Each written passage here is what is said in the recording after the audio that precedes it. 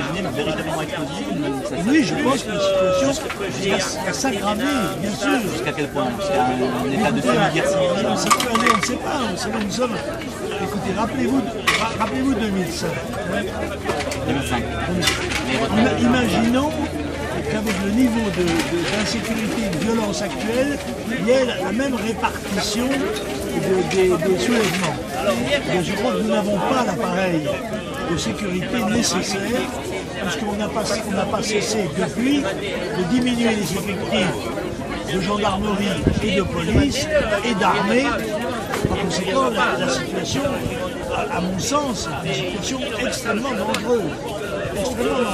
Et encore une fois, nous appartenons à un monde, à un continent d'abord, sous-peuplé, on peut le dire, et à un monde qui, lui, est en voie de surpopulation, de façon explosive. Et on voit bien que les troubles qui agitent ces pays provoquent la fuite. La Libye, la Syrie, l'Irak aujourd'hui. Et vous savez, toute ma vie, j'ai dit qu'ils ne devaient pas en vouloir aux immigrés. Les seuls responsables de cette situation, ce sont les politiciens français qui vous payez pour vous défendre et qui vous défendent pas. Voilà. Parce que chaque pays doit avoir, comme naturellement d'ailleurs, le réflexe de se défendre, de défendre son peuple. Voilà. Vous trouvez que la France a plus de réflexe de se défendre? Pardon? Vous trouvez que la France a plus de réflexe de se défendre? Oui, je pense qu'il y a une espèce d'atonie, d'un manque de réaction des autorités, une passivité devant des événements dont on ne peut pas ne pas voir qu'ils vont aboutir à des conflits, c'est évident. Alors je les accuse d'aveuglement et en même temps d'impuissance. Alors dans ces cas-là, il faut qu'il parte. Le président pourrait démissionner, redonner la parole au peuple, essayer de retrouver un contact avec le peuple français pour que celui-ci se rende compte, à condition qu'on le lui dise, que c'est de lui que ça va dépendre. Personne ne sauvera les Français, sauf les Français eux-mêmes. Il n'y aura pas ni César, ni Clubin, ni la fameuse chanson, n'est-ce pas? Il n'y a pas...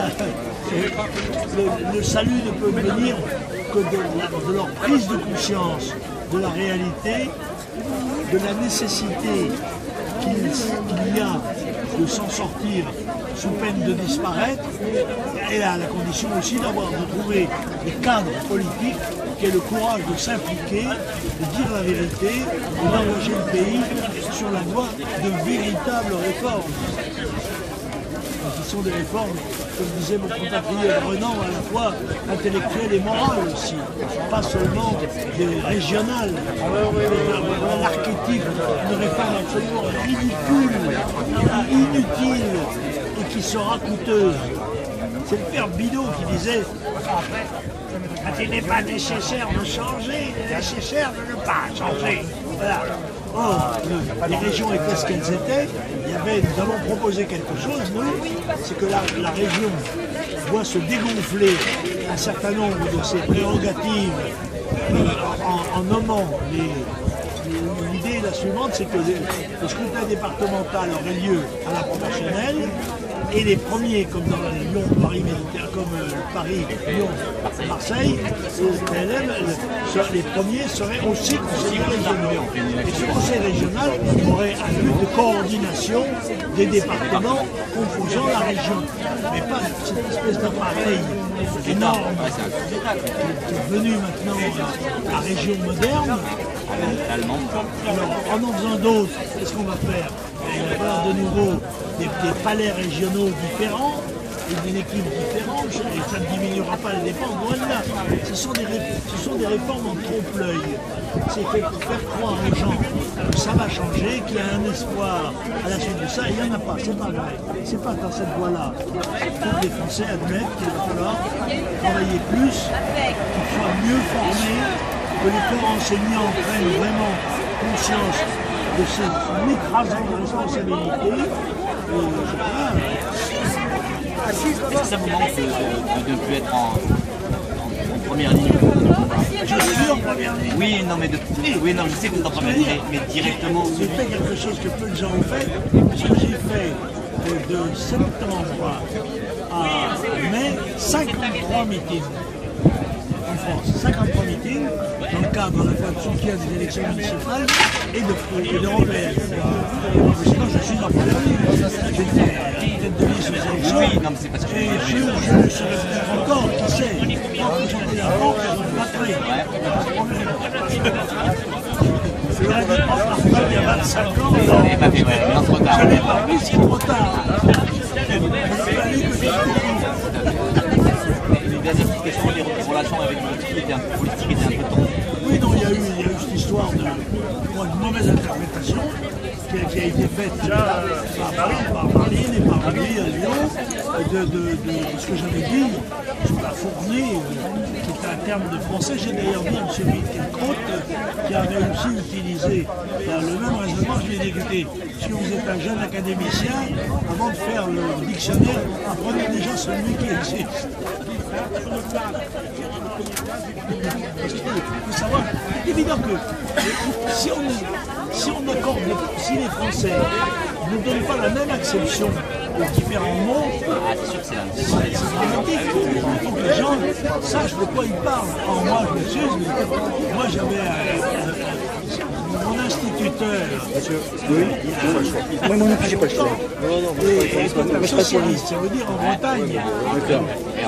À bord de guerre de 14-18, et ils nous apprenaient le patriotisme.